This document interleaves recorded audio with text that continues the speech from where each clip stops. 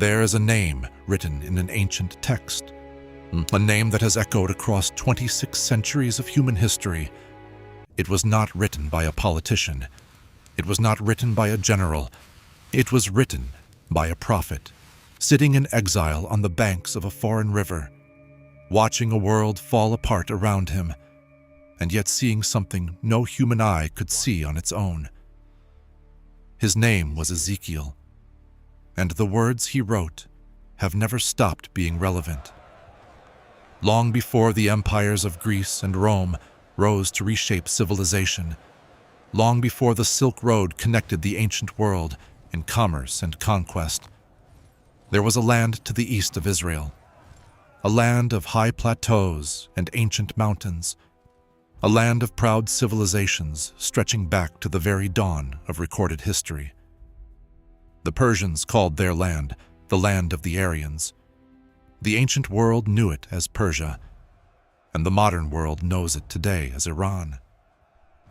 For centuries, Persia was one of the great powers of the ancient world.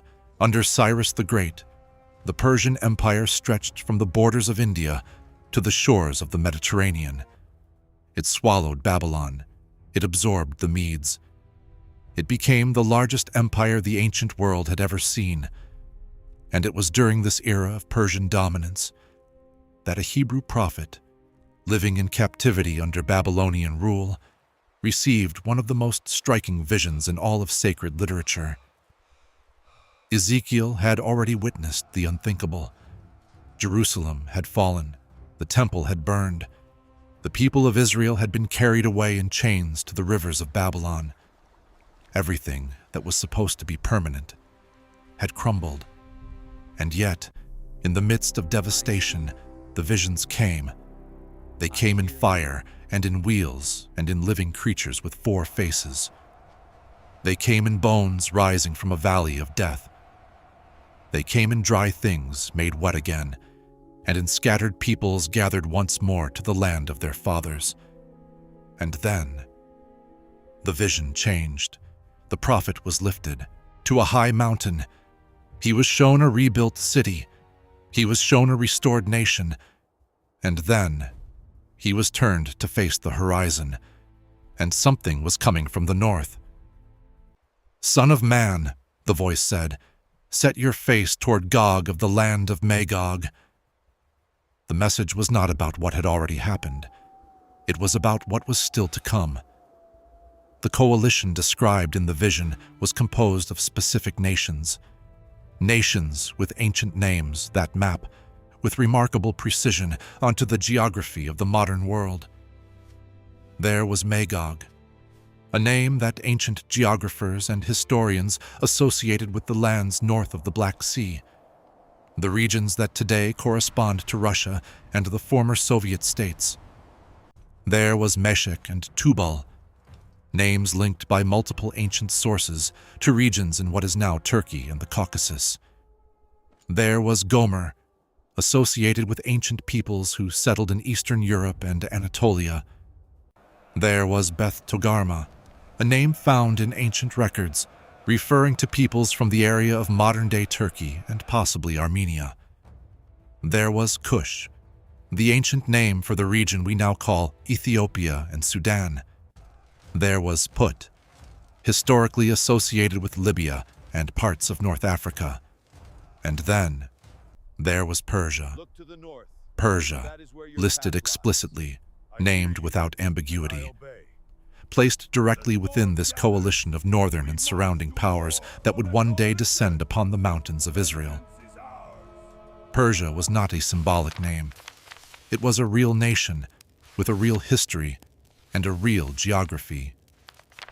And Persia did not change its name until 1935, when the government of Reza Shah Pahlavi formally requested that the international community use the name that the Persian people had always used for themselves. Iran, the name in the ancient prophecy and the name on the modern map, point to the same place. For most of history, the words of Ezekiel 38 were read as distant poetry, evocative, powerful, but remote. The Jewish people were scattered, They had no homeland. They had no army. They were a people living among the nations, praying for a return that generation after generation never saw in their lifetimes. The idea of a future coalition marching against Israel seemed almost impossible to anchor to any concrete reality, because there was no state of Israel to march against. And then, history moved. The late 19th century brought the rise of the Zionist movement. Jews from Eastern Europe, from Russia, from the Middle East and North Africa began returning to the land of their fathers. They drained swamps, they planted fields, they built cities in a landscape that had been largely barren for centuries. And in 1948, the State of Israel was declared. For the first time in nearly 2,000 years, the Jewish people had a sovereign nation. The prophetic stage had shifted. What had seemed impossible now seemed possible. The bones in the valley had risen. The scattered had been gathered. The ancient framework had been reactivated. But the story did not end with a return. Almost immediately after the establishment of the modern state, the surrounding nations responded with war.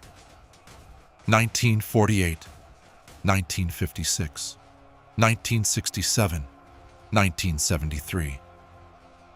Each conflict tested the survival of this small, newly reborn nation against coalitions of its neighbors. And through each of those decades, the geopolitical landscape continued to shift in ways that would have seemed unimaginable to previous generations. The Soviet Union, the great northern power of the 20th century, extended its influence southward, arming nations, funding conflicts, and positioning itself as the dominant force in the region that stood opposed to the Western order. Turkey, once the seat of the Ottoman Empire and a member of NATO, began a slow pivot in the early 21st century, tilting toward a more independent, increasingly assertive posture with complex relationships with both Russia and the Islamic world.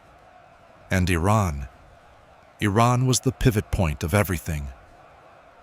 In 1979, the Islamic Revolution transformed Iran from a pro-Western monarchy into a theocratic republic. In a single year, one of America's closest allies in the Middle East became one of its fiercest opponents. The new government in Tehran did not simply reject the Shah. It rejected the entire framework of Western-aligned order in the region. It declared itself the champion of an Islamic resistance movement that would oppose the State of Israel on principled religious and political grounds. The leaders of the Islamic Republic did not speak in ambiguous terms. They spoke in declarations. They spoke in mission statements. They spoke in explicit terms about the erasure of the Jewish state. And they began to build the tools that could make that mission possible. Over the following decades, Iran constructed a vast network of regional influence. It funded and armed Hezbollah in Lebanon. It supported Hamas in Gaza. It built relationships with militias in Iraq, Yemen, and Syria. It pursued a nuclear program that alarmed not only Israel, but much of the international community. And through all of this, it deepened its relationship with Russia. The connection between Moscow and Tehran is not merely opportunistic. It is structural. It is built on shared opposition to American and Western influence. It is built on arms deals, energy agreements, and military cooperation. Russia has sold Iran some of its most advanced air defense systems. Iran has supplied Russia with drones used in ongoing conflicts. Two ancient powers, whose names appear together in an ancient text, have found themselves, in the 21st century, bound by strategic interest into something that looks increasingly like an alliance. Biblical scholars have noted for generations that the Ezekiel 38 coalition does not describe a war that Iran or Russia fights alone. It describes a coordinated descent, a convergence, A moment when multiple powers from multiple directions move together against a single target. And they have noted something else, something subtle but striking. The prophecy describes Israel at the time of this attack as a land of unwalled villages, a people dwelling in safety, a nation that has, at that moment, put down its guard.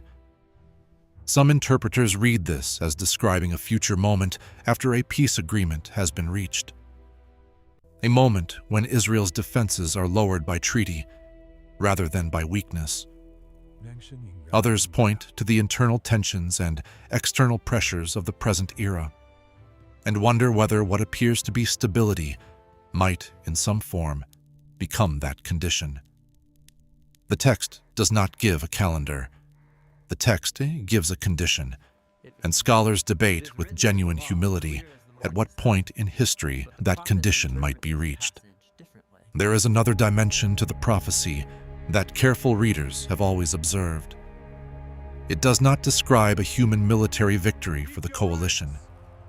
It describes a divine intervention, a catastrophic collapse of the invasion, not through the military power of Israel alone, but through what the text describes as supernatural forces: earthquakes, torrential rain, fire, sulfur, the mountains thrown into confusion, the armies falling upon one another. The language is the language of cosmic disruption, the language of a world being broken open by something beyond human calculation. This is not a war that ends with a parade of generals. It ends with something that the text describes as the nations recognizing that a power beyond their understanding has moved. We are living in a moment that many serious scholars, historians, and theologians are studying with unusual attention.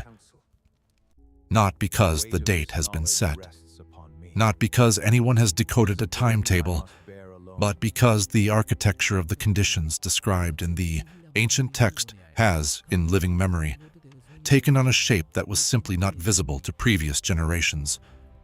For nearly 2,000 years, there was no Israel on the map. Now, there is. For most of history, Iran and Russia had no formal strategic alliance. Now, they do. For most of the modern era, the nations surrounding Israel were either restrained by superpowers or fragmented by internal conflict. The present landscape is more volatile, more interconnected, and more aligned with the ancient coalition than at any prior moment. None of this is proof. None of this is prediction. But it is pattern, and patterns matter to those who read ancient texts carefully. The Jewish tradition has its own rich engagement with the prophecy of Gog and Magog. Jewish scholars across the centuries have debated whether this battle precedes the Messianic era or initiates it, whether it is a literal military conflict or a spiritual confrontation that takes place across multiple dimensions simultaneously. The Talmudic sages warned against overcertainty in these matters. They observed that the war of Gog and Magog is described in ways that suggest it will unfold across generations, not in a single dramatic moment. Some have interpreted the wars of the 20th century as partial fulfillments, early stages of a longer arc. What the tradition holds in common, whether read through Jewish or Christian eyes, is that the conflict does not lead to the destruction of the people of Israel.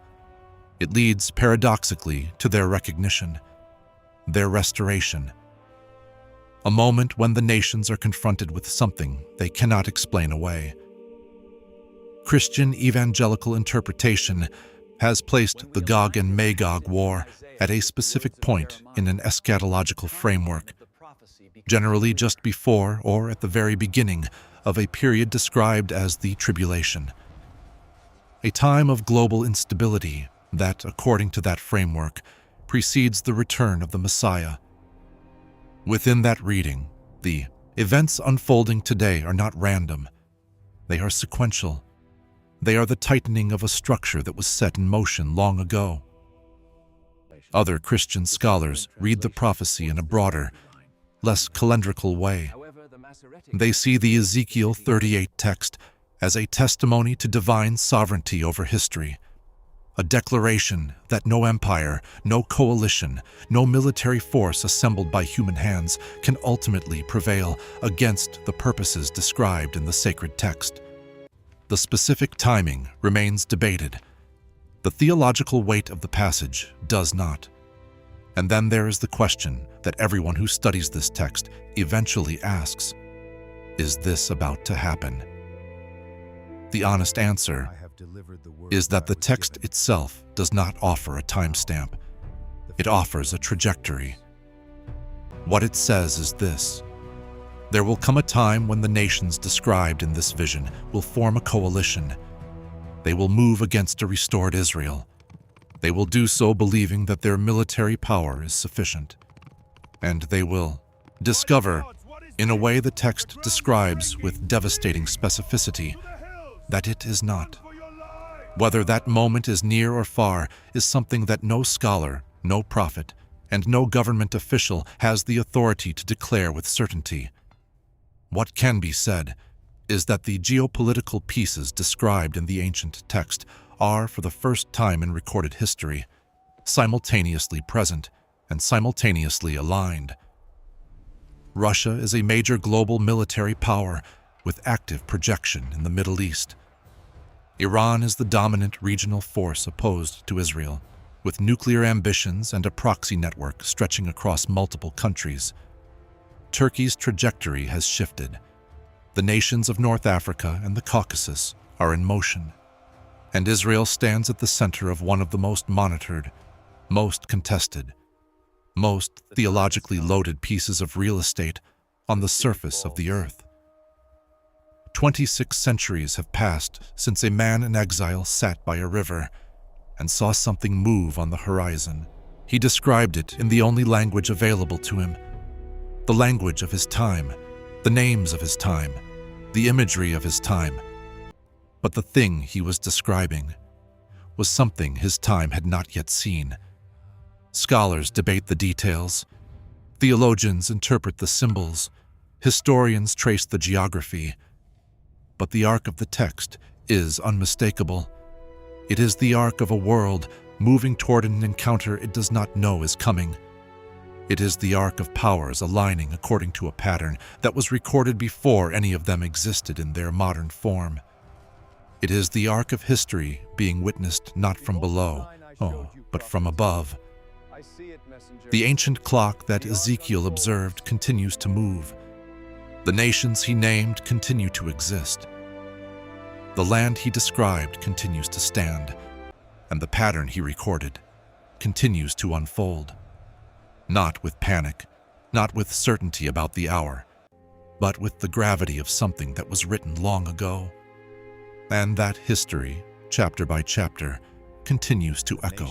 History moves forward, patterns repeat, and if the structure of the ancient timeline holds, then what Ezekiel saw on the horizon all those centuries ago is not a relic of a distant past. It is a mirror held up to the present.